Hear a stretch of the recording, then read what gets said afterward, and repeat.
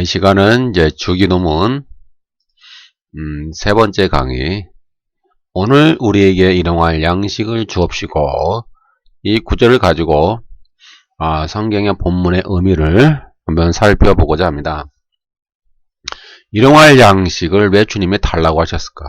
이 기도문에 왜 일용할 양식을 하나님께 청구를 해야만 하는가? 그 이유를 한번 살펴보고자 하고요. 먼저 이 주님이 설교한 대상들은 이 가난한 자들이죠. 예, 그 산상설교에서 주님의 설교를 듣기 위해 그 수많은 군중들이 모였는데 그들은 주로 가난한 자들이었습니다. 소외된 사람들, 가난한 사람들, 또 사회적 약자들이죠. 예, 힘없는 사람들이었어요. 이들은 이 로마의 압제 아래 있었고, 또 이 제사장, 서기관, 사두개인, 바리새인 이런 종교인들의 또한 어떠한 착취를 받고 있었어요. 또 하여튼 여러 가지 어려움에 처해 있는 힘이 없고 가난한 그 청중들이었고, 그들에게 주님이 하나님께 일용할 양식을 달라고 기도해라 라고 주님께서 이제 강조하셨다라고 하는 사실이죠. 당시의 유대 사회는 점령군 로마의 빌부터 사는 기득권층과 또 이들에게 착취당하는 이 가난한 대중으로 나뉘어집니다. 우리 과거 우리나라가 이제 일제 식민 통치하에 있을 때에도 비슷한 상황이 있었죠.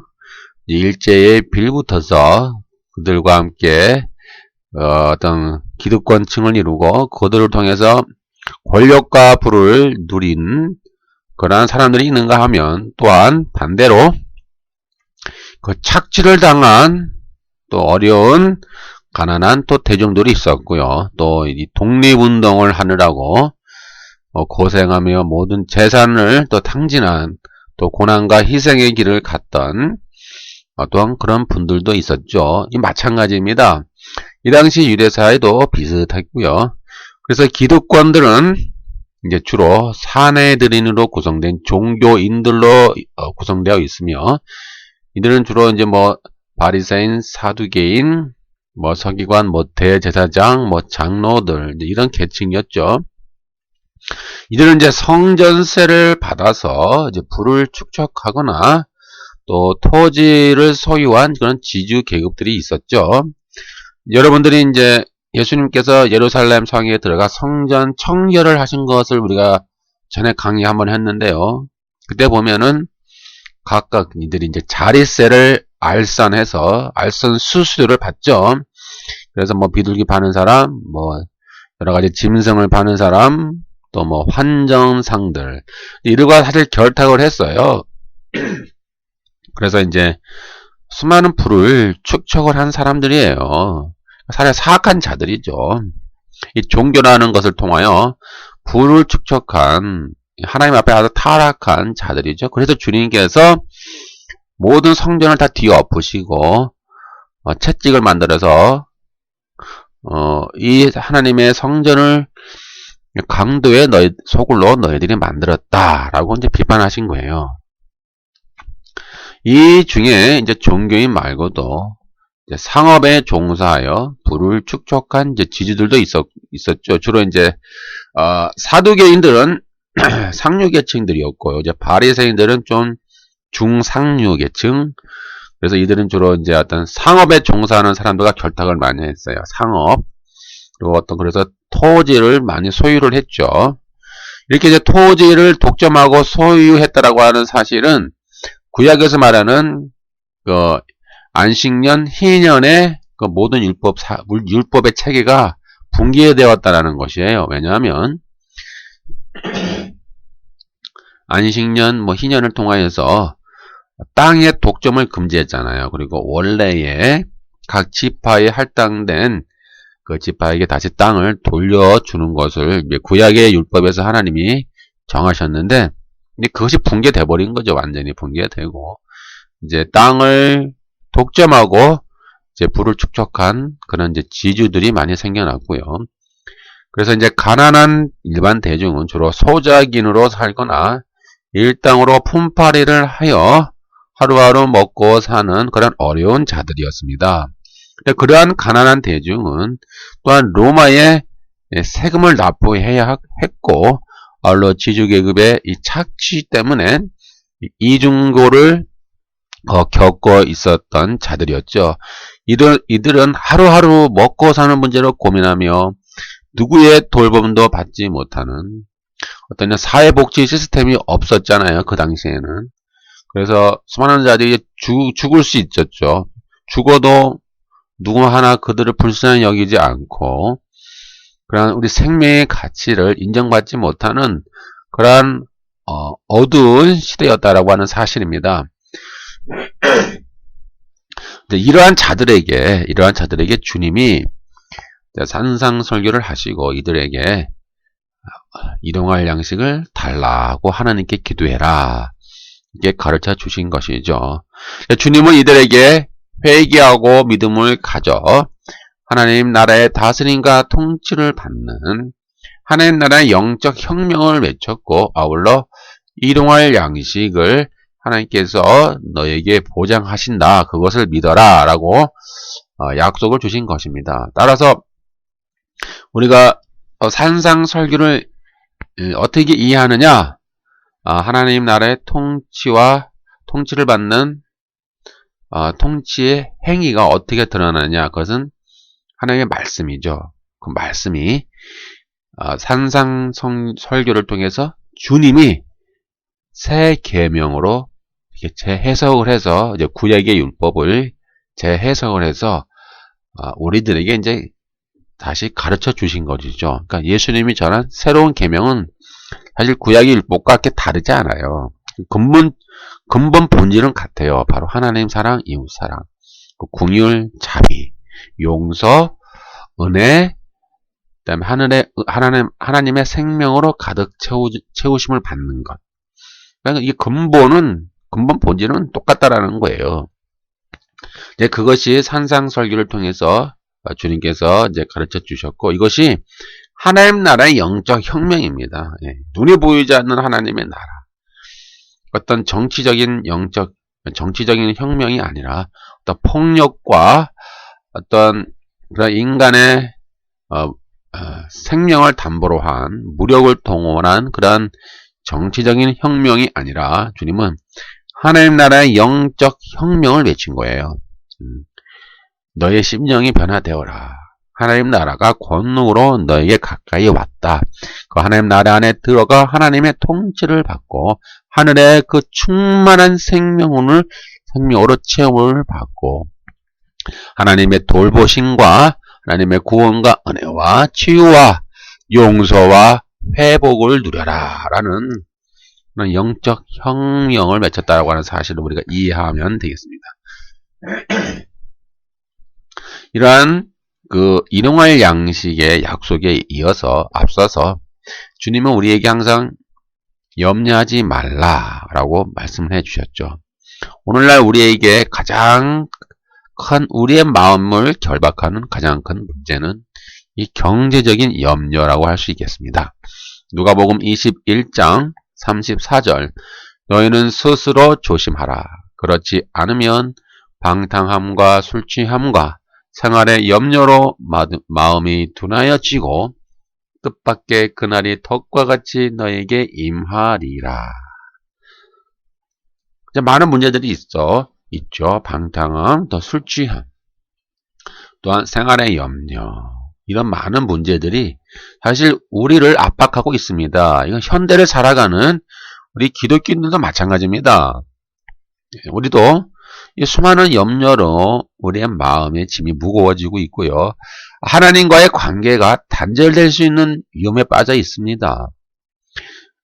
또 예를 들면 집값 문제로 염려하고 빚을 져서 빚 문제로 염려하고 또 돈 쓸 것이 너무 많아 염려하고 가장 큰 문제가 뭡니까? 돈 문제죠.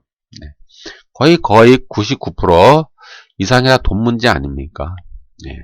정말 하나님이 여러분들의 통장에다가 1억, 10억, 20억, 100억 이렇게 꽂아주면 얼마나 좋겠어요. 정말 여러분들이 너무나 돈이 없고 힘들지 않습니까? 네.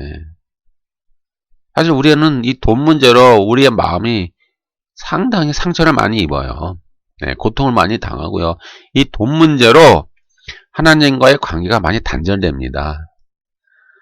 또한 뭐 자녀 교육 문제로 염려하기도 하고요. 오늘날 심각하죠. 교육 문제. 상대평가이기 때문에 어떻게 하면은 우리 자식을 더 좋은 대학에, 더 좋은 학교에 보내서 또 더 좋은 직장에 취직을 잘해서 더 잘 성공해서 돈도 많이 벌고 안정적인 그런 자리로 갈 수 있을까라고 하는 그 염려가 항상 있지 않습니까? 뭐 학교 진학 문제를 염려하고 또 뭐 장사가 잘 안 돼서 염려하고 뭐 경제 문제로 염려하고 또 취업 문제로 염려합니다. 사실 오늘날 현대 사회는 경제적인 풍요 가운데에 우리의 마음이 병들어 있는 시대고요. 우리의 영혼이 상처받은 시대이고요. 우리의 영혼이 고통받고 사실 죽어가고 있는 시대라고 생각됩니다. 많은 영혼들이 지금 질병을 안고 있죠. 예. 우리 마음의 질병, 영혼의 질병. 이런 것들, 하물며 이제 당시에 가난하고 고통받는 청중들은 얼마나 먹고 사는 문제로 힘들겠습니까? 그래도 우리는 가난해도 입에 풀칠은 하지 않습니까? 예. 여러분들의 문제는 뭐 집값 문제, 땅 문제, 빚 문제를 염려하고 있지만 그러나 사실 굶는 분은 이렇게 많지는 않겠죠. 물론 어려움 때문에 굶고 계시는 분도 있겠지만 사실 이렇게 굶고 있는 분은 많지는 않지 않습니까? 그러나 당시에 예수님 당대에 그 수많은 청중들은 사실 이 먹고 사는 문제로 힘들어했고 사실 먹는 문제를 해결받지 못하여서 고통받는 자들이었습니다. 그러니까 우리와 염려의 차이가 많이 나는 거예요. 어쩌면 우리의 염려는 그 풍요 가운데서 하는 염려이지만은 그 당시 예수님 당대의 가난한 청중들은 생존을 위한 염려였어요. 먹고 사느냐, 죽고 사느냐, 죽느냐 사느냐 그 문제의 생존 문제였고 오늘날의 문제는 좀 풍요 가운데에 남들보다 상대평가, 남들보다 더 어떻게 더 잘 살아볼 수 없을까라고 하는 그러한 풍요 가운데 염려가 또한 될 수 있겠죠. 이렇게 보면은 예수님 당시에 그 가난한 자들이 얼마나 염려의 짐에 짓눌려 살아가고 있었겠습니까? 예, 우리가 짐작할 수 있어요. 먹고 사는 문제가 얼마나 큰 문제인가. 하루하루 끼니를 해결해야 되고 그들은 생존의 문제입니다. 생존. 좀 생존의 문제가 달려 있어요. 사느냐 죽느냐의 문제가 달려 있는 거죠. 그래서 주님은 그들에게 너희 중에 누가 염려함으로 그 길을 한 자라도 더 할 수 있겠느냐 라고 말씀하고 계십니다. 염려한다고 바뀌는 것은 없고 우리의 마음만 병들어 갈 뿐입니다. 염려하면 할수록 더욱 절망감과 자괴감이 짓누르죠. 영적 분별력은 사라지고 모든 것이 원망스러워지며 운명론에 길들어져 난관을 헤쳐나갈 에너지를 상실하고 맙니다. 하나님의 알아서 하시겠지 이런 운명론에 빠져요.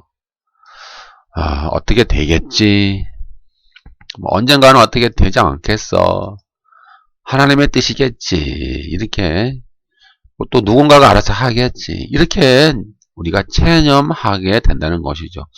그래서 주님은 믿음을 가지고 하나님이 보호하심을 확신하라고 이들에게 말하고 있습니다. 공중의 새를 보라. 심지도 않고 거두지도 않고 창고에 모아 들이지도 아니하되 너희 하늘 아버지께서 기르시나니 너희는 이것들보다 더 귀하지 아니하냐.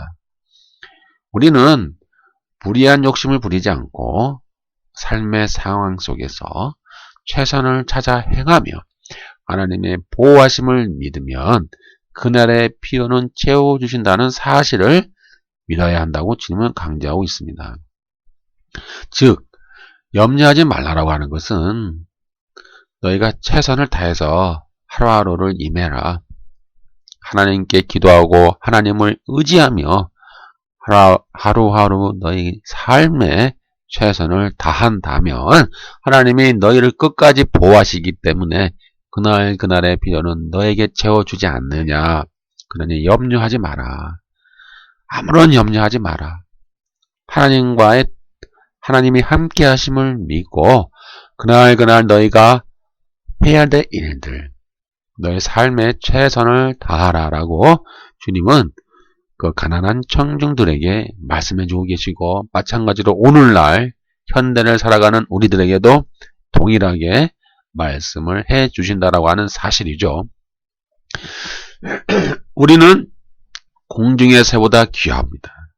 들의 백합화보다 소중하고 솔로몬의 영광보다 존귀하며 들불보다 귀하기 때문에 하나님이 우리의 필요를 채워준다라고 우리는 믿어야 합니다. 그러나 우리가 이러한 하나님의 돌보심을 확신하지 못하고 생활의 염려로 우리의 마음이 황폐해야 된다면, 우리의 마음이 상처를 입는다면, 우리의 마음이 더욱더 굳어진다면 하나님과의 관계가 더욱 단절되기 때문에 하늘의 그 풍성한 생명을 체험받을 수 있는 우리의 믿음이 상실되기 때문에 주님께서는 그렇게 하지 말라. 그렇게 하지 말고 믿음을 갖고 하나님의 돌보심을 가지라고 우리들에게 계속 말씀하고 있는 것이죠. 그래서 마태복음 6장 30절에서 25절에서 32절까지 쭉 보면은 염려하지 말라. 무엇을 먹을까, 무엇을 마실까, 무엇을 입을까 염려하지 말라. 목숨이 음식보다 중하지 아니하며 몸이 의복보다 중하지 아니하냐. 공중의 새를 보라. 심지도 않고 거두지도 않고 창고에 모아 들이지도 아니하되 너희 하늘 아버지께서 기르시나니 너희는 이것들보다 귀하지 아니하냐. 너희 중에 누가 염려함으로 그 길을 한 자라도 더할 수 있겠느냐. 또 너희가 어찌 의복을 위하여 염려하느냐. 들의 백합화가 어떻게 자라는가 생각하여 보라. 수고도 아니하고 길쌈도 아니하느니라. 그러나 내가 너에게 말하노니 솔로몬의 모든 영광으로도 입은 것이 이 꽃 하나만 갖지 못하였느니라. 오늘 있다가 내일 아궁이에 던져질 들풀도 하나님이 이렇게 입히시거늘 하물며 너희일까 보냐. 믿음이 작은 자들아. 그러므로 염려하여 이르기를 무엇을 먹을까, 무엇을 마실까, 무엇을 입을까 하지 말라. 이는 다 이방인들이 구하는 것이라. 너희 하늘 아버지께서 이 모든 것이 너희에게 있어야 할 줄을 아시느니라. 하나님이 우리의 필요를 아신다라는 것이죠.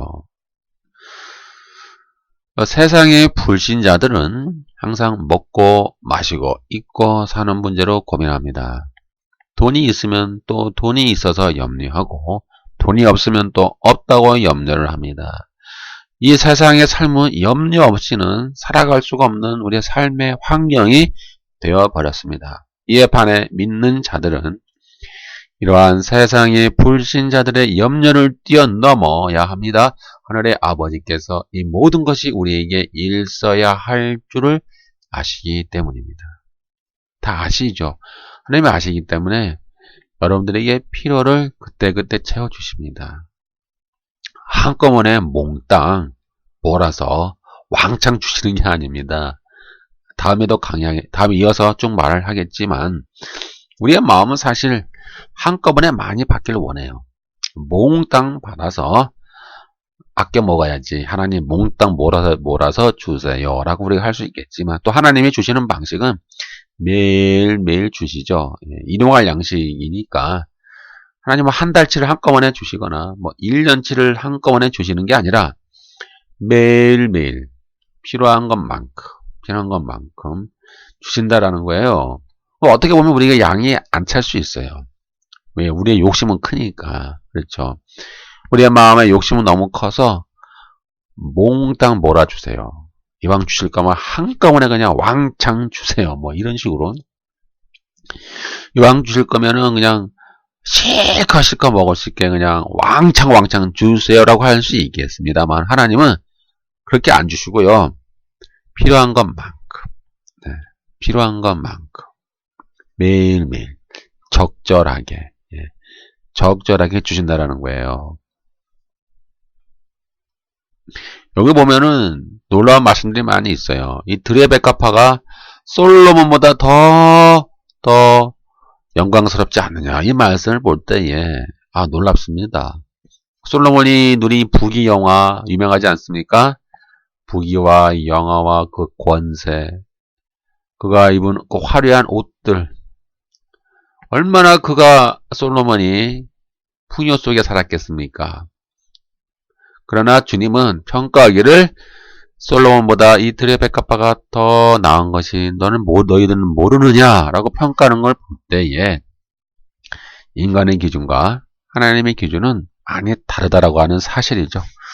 또 하나님은 저 들풀, 우리들이 아무 의미 없이 뽑을 수도 있고 우리가 발로 밟고 다니는 저 들풀 있지 않습니까? 잡초, 들풀. 아무도 관심 갖지 않잖아요, 우리는.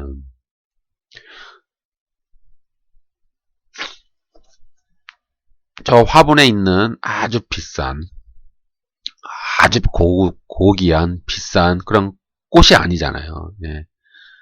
우리가 사람이 정성 들여서 키우는 꽃이 아닌, 아무 관심도 없는 저 들에 자라는 풀, 저 들에 자라는 잡초들, 그것들까지도 하나님이 다 입히신다는 거예요. 하나님이 그들 생명까지도 다 주관하셔서 하나님이 다 채워준다라는 거예요. 그런데 너희는 그들보다 더 낫지 않냐? 너희는 하나님의 자녀들이 아니냐? 근데 하나님이 당연히 너희들에게 필요한 것을 채워주시는데 왜 염려하느냐? 라고 주님이 책망을 하시는 것이죠. 요약합니다. 여기까지. 염려는 불신앙의 표현이다. 염려는요, 불신앙의 표현이에요. 그래서 제가 이게 길게 이 말을 하는 이유는요, 일용할 양식과 연관되기 때문에 이렇게 길게 선언을 길게 했어요. 이것이 또 문맥이 이어지거든요. 그러니까 일용할 양식이라는 의미에는 염려하지 않겠다라는 신앙 고백이에요. 하나님이 나에게 이 주기도문 속에서 말하는 거예요. 일용할 양식을 주실 줄 믿습니다. 라고 기도하잖아요. 네. 염려하지 않겠습니다. 하나님이 매일매일의 필요를 주실 줄 믿습니다. 저는 불신앙에 빠지지 않겠습니다. 저 이방인들이 구하는 것처럼 염려하며 살지 않겠습니다. 라고 하는 신앙 고백이에요. 다음, 먼저 그의 나라와 그의 의를 구하라. 그리하면 이 모든 것을 너에게 더하시리라. 왜 이 말을 하냐면 또 이 구절이 일용할 양식과 또 연관이 되거든요. 우리는 이제 먹고 사는 문제로 염려하면 우리의 마음은 상처를 받고요. 우리의 신앙이 위축됩니다. 그리고 하나님과의 관계가 단절될 수 있는 가능성이 많아지고 또 우리에게 피해 의식이 많아져요. 그리고 원망과 불평이 많아지고요. 또 외부적으로는 불만과 또 내적으로는 자기 연민에 빠지고 또 운명론에 빠지고 또 체념에 빠져서 하나님과 점점 더 멀어져 가게 되고 하나님의 말씀의 반응에 우리가 더디게 됩니다. 둔해져요. 영적으로 우리가 점점 염려를 하면 죽어가기 때문에 영적으로 둔해집니다. 그래서 하나님 말씀의 반응에 잘 반응을 못해요. 그냥 병든 그 영혼처럼 아무런 반응이 없게 되는 거예요. 그러니까 얼마나 위험합니까? 그리고 유혹의 손길에 더욱 민감해져요. 유혹이 온다 이 말이야. 그러면 한두 번은 안 돼. 하나님의 뜻이 아니야. 하나님이 기뻐하는 방법이 아니야. 라고 하다가도 나중에 어쩔 수 없지. 남들도 다 하는데 그냥 적당히 해야 되겠다. 이것이 지혜 아니겠니? 이것이 뭐 융통성 아니겠어? 남들도 다 하는데 뭐 이 세상에 깨끗한 사람이 어디 있어? 적당히 다 이렇게 흙도 묻히고 때도 묻혀가면서 적당히 돈을 많이 벌면은 그것이 최고고 그것이 하나님의 축복이야 라고 우리가 변화된다는 거예요. 예, 나쁘게 변화된다는 의미죠. 아주 위험한 거예요. 이렇게 우리가 염려에 빠지면 유혹에 더 가까워져요. 그리고 이 죄의 유혹과 악수하며 점점 더 가까운 친구 사이가 됩니다. 이러한 마음의 병에서 벗어나는 길은 적극적으로 하나님 나라의 의를 구하는 거예요. 이 말은 모든 염려를 버리고 더욱 힘을 내서 너희가 처한 삶의 정황에서 하나님 나라의 가치와 목적을 최우선의 가치, 너희 삶의 최우선의 목적, 너희 기준의 최우선의 기준으로 삼아 이것을 실현하는 데 힘쓰라는 말이죠. 우리의 삶의 최우선의 기준과 목적이 하나님 나라와 그의 의가 되라는 거예요. 우리의 삶의 목적이, 우리의 기도의 목적이, 우리의 삶의 우선순위가. 그러면 이 모든 것을 너희에게 더하시리라. 이 약속을 받으라는 얘기예요. 제가 이 말씀 하려고 그러는 거예요, 지금. 그러면 이 모든 것을 너희에게 더하신다라고 약속을 해주시는 거예요. 너의 삶의 기준이, 너의 삶의 목적이 하나님 나라의 가치와 목적에 두어라. 너희가 돈을 벌든, 세상에 나가서 일을 하든, 공부를 하든, 무엇을 하든, 사람을 만나서 어떤 계획을 꾸미든, 그것이 하나님 나라의 가치와 목적이 너의 기준이 되게 하라. 너의 삶의 목적이 되게 하라. 그럼 하나님이 이 모든 것을 너에게 더하시지 않느냐. 이것은 하나님이 우리에게 필요를 매일매일 공급해 주신다는 말뿐만 아니라 우리에게 또 지혜와 분별력과 판단력을 주시어 이런 닥쳐진 상황을 현명하게 극복해 나갈 수 있게 하여 주신다는 거예요. 자, 이것이 참 중요한 거예요. 모든 것을 너에게 더하시리라. 하나님 나라와 그의 의를 구하라. 그리하면 이 모든 것을 너에게 더하시리라. 너의 필요한 것도 더해 주실 뿐만 아니라 너에게 닥쳐진 그 상황을 현명하게 극복해 나갈 수 있도록 그 방법, 또 지혜, 분별력, 판별력까지, 판단력까지 모든 걸 다 우리에게 공급을 해 주신다는 거예요. 때문에 이러한 더하심을 받기 때문에 염려하지 말라라는 거예요. 이렇게 이어지는 거예요. 다시 말하면 먼저 그의 나라와 그의 의를 구하라. 그러면 모든 것을 너에게 더하시지 않느냐. 때문에 염려하지 말라. 때문에 일용할 양식을 주실 줄 믿어라. 그렇게 기도하고 너의 삶의 상황 속에서 최선을 다하라. 라고 이렇게 이제 이어지는 거예요.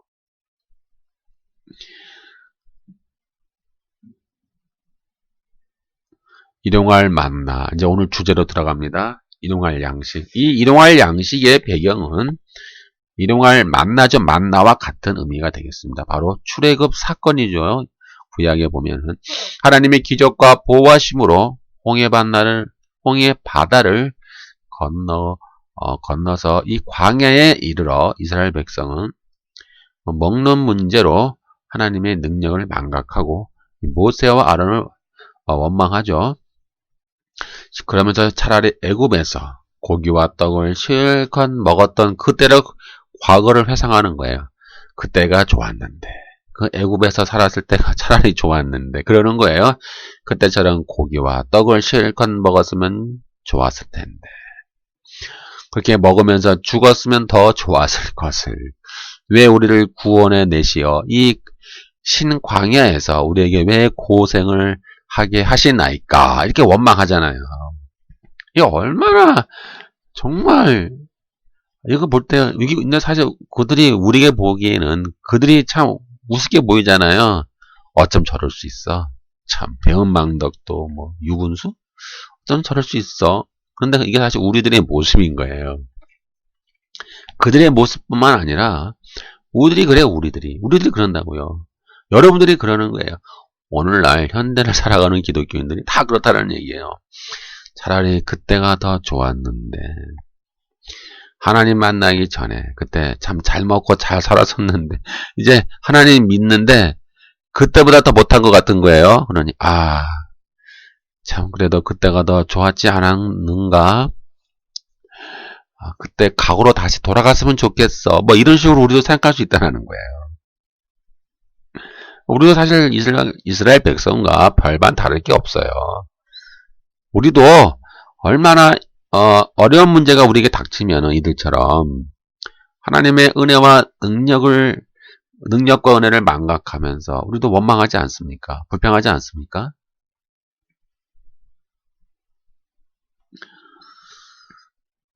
이러한 원망 가운데서 이제 출애굽기 16장 3절 4절 보면은 이스라엘 자손이 그들에게 이르되 우리가 애굽 땅에서 고기 가마 곁에 앉아 있었던 때와 떡을 배불리 먹었던 때에 여호와의 손에 죽었다면 더 좋았을 것을 너희가 이 광야로 우리를 인도하여 내어 이 온 회중이 줄여 죽게 하는도다. 그때 여호와께서 모세에게 이르시되 보라 내가 너희를 위하여 하늘에서 양식을 비같이 내리리니 백성이 나가서 일용할 것을 날마다 거둘 것이라. 이같이 하여 그들이 내 율례를 준행하나 아니하나 내가 시험하니라.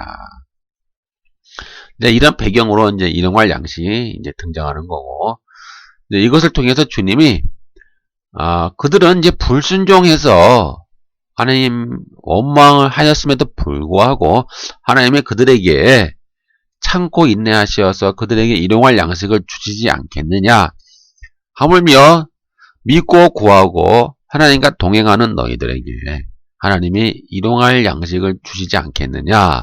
라는 의미로 주기도문에 일용할 양식을 달라라고 주님이 이제 말씀하신 것이죠. 이렇게 이스라엘 백성이 이제 애굽에서 탈출하여 가나안에 들어가기까지 광야 40년 동안 하나님은 매일같이 그들에게 만나와 메추라기를 공급하여 먹이셨습니다. 이들 양식은 욕심내어 더 많이 거두면 다음날은 벌레가 생기는 거예요. 그 냄새가 나서 먹을 수가 없었습니다. 이것이 일용할 양식의 원리가 되는 거예요. 영적인 원리가 담겨 있는 거예요. 욕심내서 많이 거두면 안 돼요. 우리 인간은 너무 탐욕적이잖아요. 엄청나. 이게 바알 자본주의 특징이 탐욕과 욕심이거든요. 우리는 적당한 걸 원하지 않잖아요. 한번 맛을 보면은 막 끝까지 막 배 터지게 먹기를 원하고, 또 한번 뭐 이렇게 구했으면은 막 엄청나게 최대한 모으려고 애를 쓰지 않습니까? 이 당시도 그랬어요, 이스라엘 백성들이. 엄청나게 욕심 부려서 많이 거둔다는 거예요. 막 다 그냥 내가 더 먹을래, 이렇게.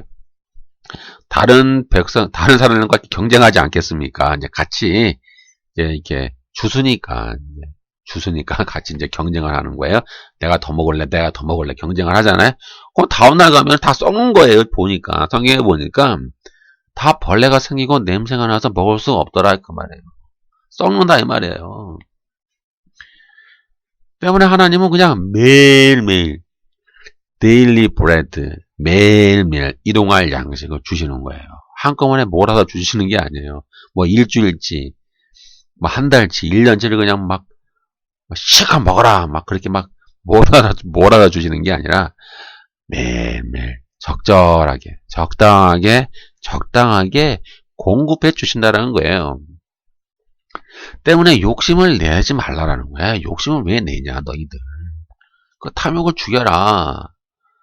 출애굽기 16장 18절 오멜로 되어 본즉 많이 거둔 자도 남음이 없고 적게 거둔 자도 부족함이 없이 각 사람은 먹을 만큼만 거두었더라. 이것이 일용할 양식의 의미죠. 욕심 내지 말라는 거예요. 많이 걷어봤자 다 썩어. 벌레 생겨. 먹지도 못해. 근데 왜 너 이렇게 욕심이 많니?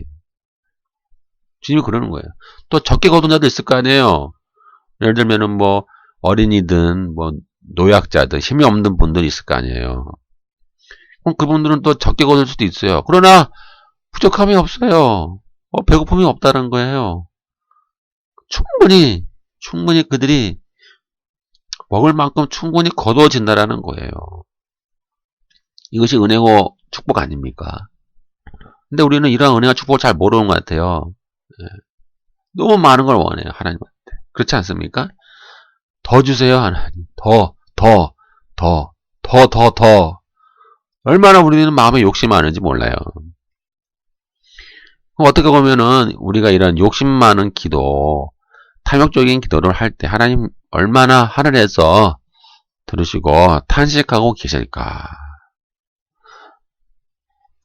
우리의 마음은요, 너무 욕심이 많아요. 그래서 한꺼번에 많이 받아서 창고에 쌓아두면서 두고두고 먹어야 우리의 마음이 안심이 돼요. 그렇지 않습니까, 여러분? 여러분, 큰 금고를 하나 집안에 마련해서 그 금고 안에다가 여러분 금마을을 가득 채워 넣어야 만족하지 않습니까? 그래야 안심을 하죠. 그것이 우리의 인간의 타락한 본성 아닙니까? 근데 하나님의 방법은 다르다는 거예요. 하나님은 그렇게 안 한다는 거예요, 하나님은.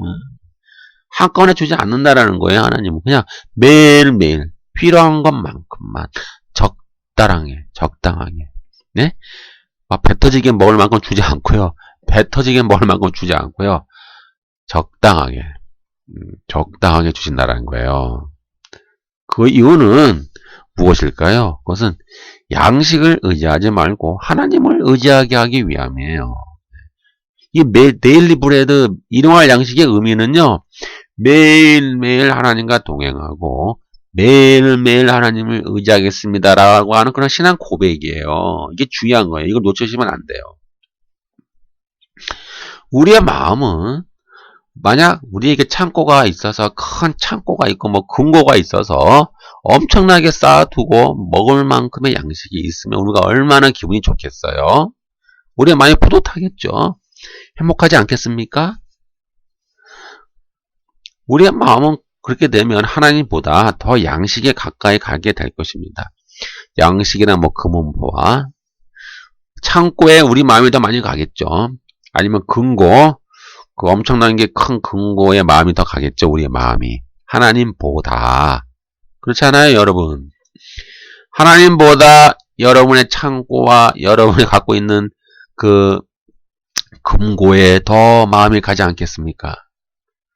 때문에 하나님은 매일매일 주시는 거예요. 적당히. 왜요? 하나님만 의지하고 하나님과 매일매일 동행하게 하기 위해서. 하나님의 손을 잡고 매일매일 하나님을 의지하며 살도록 하기 위하여 하나님은 일용할 양식을 주신다라는 거예요. 이러한 이제 만나는 이제 여러분들이 요한복음 6장 5절에 보면 그리스도를 예표하는 것임을 잘 알고 계시죠. 예. 만나는 결국 자기의 몸을 희생제물로 바쳐 구원을 이루실 예수 그리스도를 예표하는 상징입니다. 그래서 주님은 자신을 하늘로부터 내려온 생명의 떡이다 이렇게 말씀하셨죠.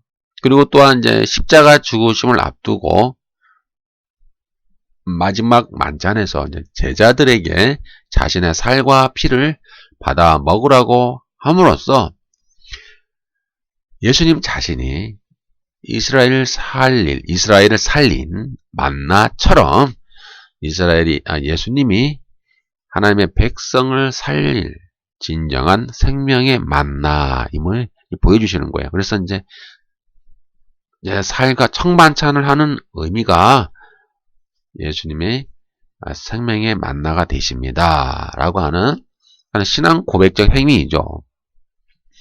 여기까지 요약을 하면은 일용할 만나를 구하는 기도는 매일매일 하나님과 동행하며 하나님의 손길을 체험하고자 하는 신앙 고백입니다. 신앙 고백이에요. 필요한 양식으로 내게 먹이시옵소서.